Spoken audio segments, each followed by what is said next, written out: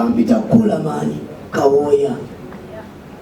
Abamu bayinza okubeeyo nga beebuuza oba abatulaba kusanyuka oba ku mikutu egy'enjawulo nga bagamba naye lwaki buli tulaba David Lutalo Coolerman oyo abaawo, oba lwaki buli Coolerman lwaba n'akawaani oba ekireko oba makindi oba wa David Lutalo yakulembera.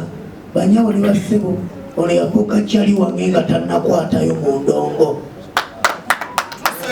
Ekyo buli abaddeyo ng'akyebuuza ng'agamba lwaki Coolerman abeera nnyo ne Lutalo.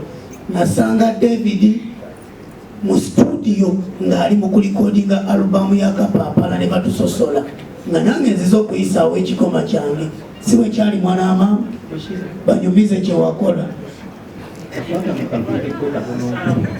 kyali kikwetaagisa okakwata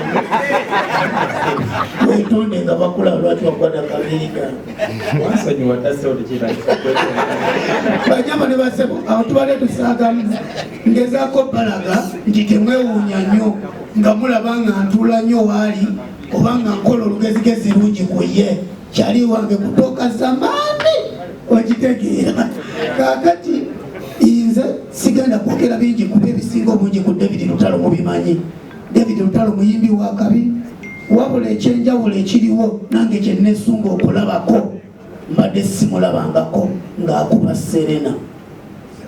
Abawagizi abawagira David Lutalo nga tuvudde ku kuwerekera nti yawerekedde muntu mbadde sirabangako show ya Lutalo akubya zikurikati over emirundi n'emirundi za Africana nga bwaziddamu n'ebifo ebirala ebyaliwo emabegakawo.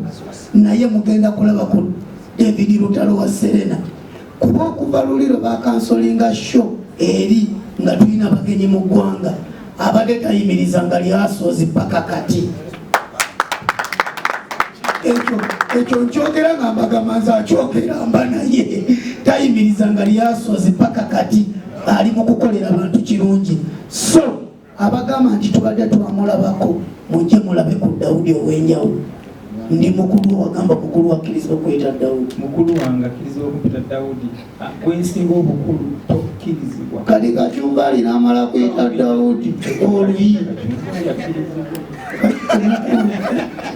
kyuka yagamba muntu naye Lupe yalimba wamma banyawo ne bassebo nze sigenda kwogera bingi.